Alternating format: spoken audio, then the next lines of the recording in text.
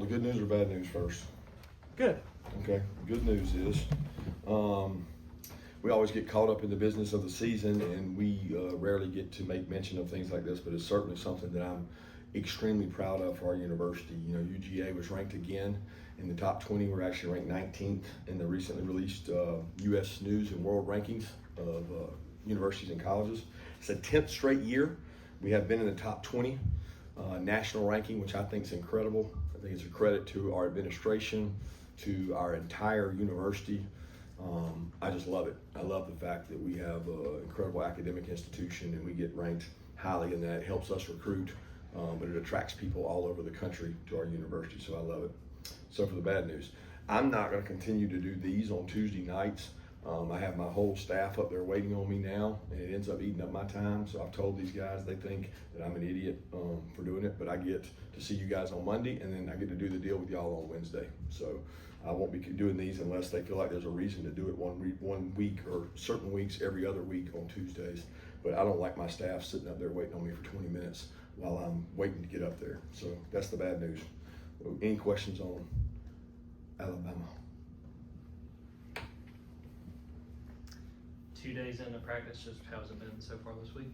Very spirited, trying to make sure we don't overdo it. It's always it's the giddy up whoa theory, and we got to hold them back this week because there's a lot of chippiness.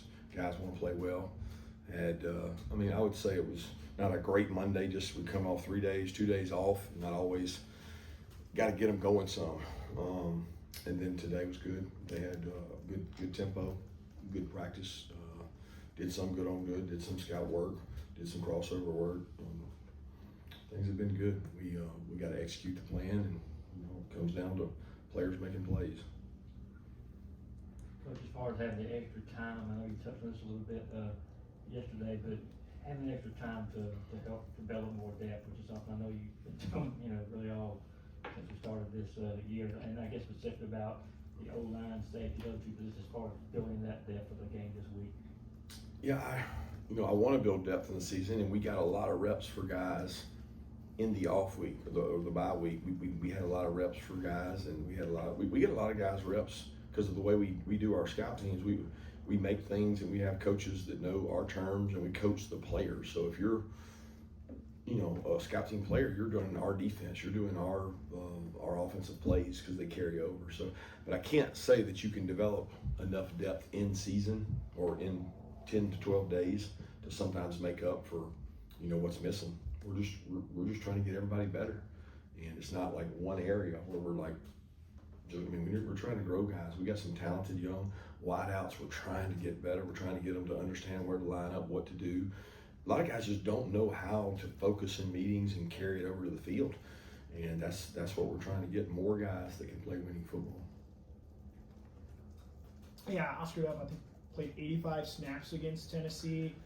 Obviously so many people look at his production in terms of catches and receptions and try to gauge him from that. But what has he brought to this team this year as a senior for you guys? Well, he's got unbelievable physical toughness. He's a guy that has there's years he's had really good health, knock on wood. He takes a lot of reps because even when Brock was here and those guys were here, he took a lot of reps and a lot of workload. He's really tough. His strength is probably his toughness and his point of attack blocking. It's hard to find guys that can block SEC type 6 techniques and 9 techniques, and there's a place for that on our level and levels above. He's caught the ball really well. He made some really big plays in big times last year in the SEC championship, and then even in the Tennessee game. So I appreciate the way he goes about his work. He doesn't complain. He buys into the team, and he and Lawson have been really consistent. Yeah, just what have Juan and Ernest been able to do through 2 days so far this week? Just working hard. That's all they can do right now is put their head down and grind and try to get better, continue to develop, and we'll continue to do that with all those guys. We got a lot of guys who get work right and left side.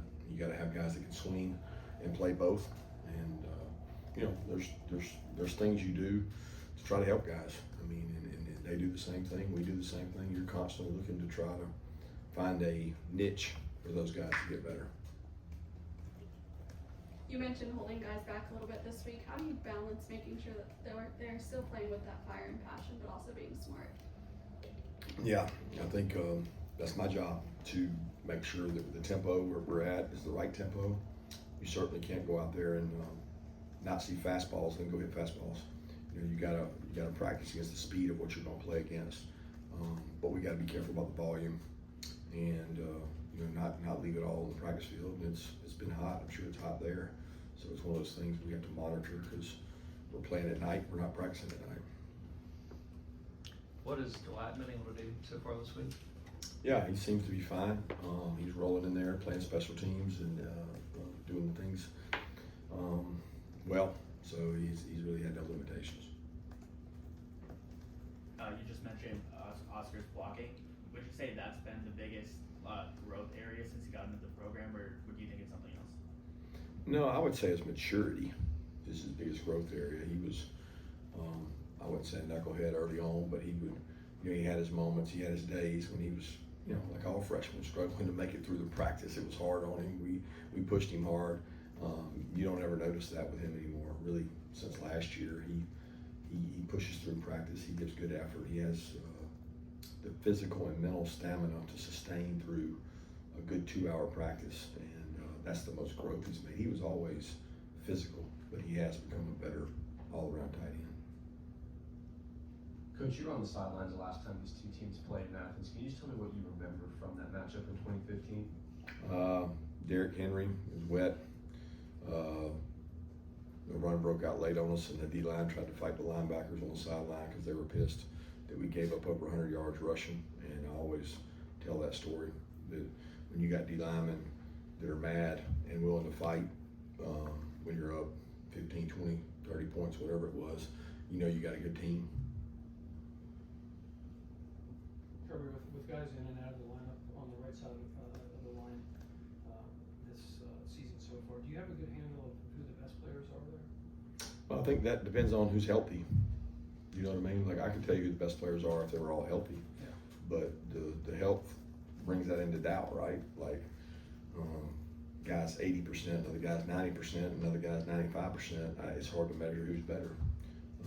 But that's everybody across the league right now. Our left side's not completely healthy. Our defensive line is not completely healthy. You know, our backfield's not completely healthy. So, I mean, and guess what? It's not going to get any better. Not with what we've got coming down the pipe. So, it is what it is. It's part of being tough, and we instill that all off season, and it carries over. I mean, it's next man up. We got all kinds of linemen that go over there and play on the right side on the scout team, and they get better. And if we have to go to one of those guys, we'll go to one of those guys. We just want to get fighters. So much of the conversation after the Tennessee game was about the secondary. What kind of response have you seen from that group since the Tennessee game? I think they've challenged themselves. We've done a lot of things with them to challenge them in terms of competition, in terms of drills, in terms of changes.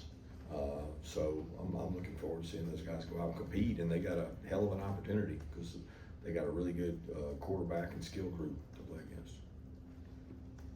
Yeah, traditionally it's been difficult for freshmen to come in and play on the offensive line. So what have Juan Gaston and Dontrell Glover shown in being able to do that for you guys? Yeah, good instincts, good size. They both have good strengths. They came from good high school weight programs, and opportunity. I mean, if they were here last year or 2 years ago, I don't know if they would have. We've had a large group leave, you know, in terms of two things: draft, and we had several portals. And when you lose that in one position, it's hard to replace. Like I have seen this year coming for 2 to 3 years in terms of a gap. Just didn't know when it was going to hit because of Dylan and some of those guys had extra years. Yeah, we're going to talk to Quintavious in a little bit. Just what have been the biggest areas of growth you've seen from him as he takes on a bigger role with the outside linebacker edge spot? Yeah, confidence and leadership. He's very open to criticism. He accepts when he messes up. I love that about the kid. He's not one that makes excuses. He's not one that goes back and tries to, you know, weasel his way out of things. He owns up to it and says, hey, I can do better. And he has. He's grown as a person, player. And he had a really tough injury at the end of the spring, he overcame that, and still don't think he's all the way back, but he's playing well. Alabama's getting their big no tackle key impact he can potentially have in the game if he's allowed to do so. Yeah, he's a tremendous player. He's explosive, he's quick, twitchy, disruptive, hard to move. They move him around. He plays in different fronts, odd and four down, and I've known him for a long time. He's a good football player. Talking about kind of dealing with some of these guys being banged up and being young in rooms like the offensive line, with the unbalanced schedules you guys have now and the 12 team, has it changed the approach at all in terms of, we want to be the best team we can be by November? I know you guys want to win every game, but have you guys adjusted at all kind of to those changes? I don't know what you mean by unbalanced schedule. The unbalanced schedule in the SEC, not having the same divisional opponents, but maybe loading up with a Texas and an Alabama and Ole Miss kind of in 1 year. Yeah, I mean, it doesn't matter how you do the schedule, it's hard. I mean, it's brutal. And everybody's the same. I mean, we all got to play each other. It's really tough, highly ranked teams, physical teams. It's just going to continue to be a grind. I mean, looking forward with the nines coming, it's going to be scary because you just don't have enough. Nobody has enough depth. But I don't guess that really answers your question. But in terms of, do you want to be your best at the end? I think if it was a playoff system like the NFL, where a larger percentage of the teams made it, there might be decisions we made early in the season differently, knowing that we got to be at our best at the end. But if you don't get to the end with an opportunity, then do you regret what you did early? I mean, there's been decisions we've made and decisions we probably would have made this year if all that mattered was win the games at the end. But the games in the beginning have just as much value as the games at the end, and you can't put yourself in a position where you don't have the best players in the field, and sometimes that takes time. How is Roderick Robinson doing? Is he still battling injury? Yeah, he's had a hamstring during camp, and he was not really 100% from the ankle. His ankle injury was very significant, and he's worked really hard to overcome that. But part of his strength, he's a big guy. He's a big man like Josh, and it's a burst. It's him having an explosion in that leg and a hamstring. And I would say he's more healthy now than he has been since we started camp. He's closer to full speed, but he's still working on that. He's still fighting to contribute and help. He's very intelligent. He knows the offense inside and out. But there's a lot of depth in that room, and as long as people are healthy, it's going to be a healthy competition. Got to see some of Sokobe in that Tennessee game. He had a big catch, I think, on that last drive. Just where do you feel like he is in his second year in the program? He snatches the ball. He probably catches the ball as good as anybody in our group, man. He plucks it, natural hands, good route runner, savvy. He's been great. He works his tail off, and we got a lot of confidence that we can put him in and he can execute. Yeah, what are some of the things you're looking for from this defense to start fast, given what happened last year and then last week against Tennessee as well? Stops. Like, don't jump off sides on third down. Like that was a big thing last year. We get them in third down, we jump off sides. It snowballs into another drive. We got to get lined up. They're going to play with tempo. They always have a tempo package. We got to get lined up. We got to play. We got to cover people. You can't run and hide from cover people. There's nothing that you can do to help yourself sometimes in their spacing where you got to put hands on people and you got to cover them. So we got to control the line of scrimmage, stop the run, affect the quarterback, and cover their people. If you don't do that, then they're going to score. They got good players. Yeah, I think it was Elijah Griffin who I think he lined up offsides against Tennessee. But what have been your impressions of him as he's got some playing time as a freshman, especially playing in an SEC game for the first time last week or 2 weeks ago? He's explosive. He's quick. I don't think we've seen his best yet. He's made some plays in camp and in practices that he hasn't made in the game. He'll get an opportunity too, and I was proud of him going on the road in that environment to go out there and play. I'm sure he had some nerves, but he's going to be a good football player if he just keeps humble and hungry. Coach, what have you seen out of the front, just the defensive front, the defensive line, and the outside linebackers. Obviously, pass rush is a big thing at home in a game like this. Just what have you seen out of that group going into this week? Yeah, they're hungry. They're ready to get after it. They want a challenge. They want to, you know, it was tough. Tennessee, we didn't have many third downs. We didn't get in many passing situations, playing from behind most of the game.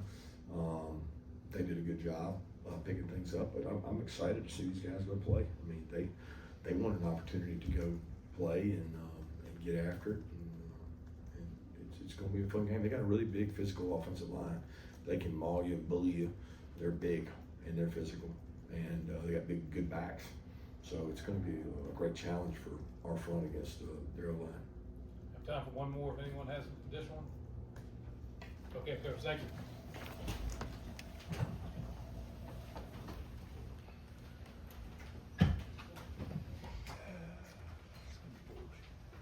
Thank you, back.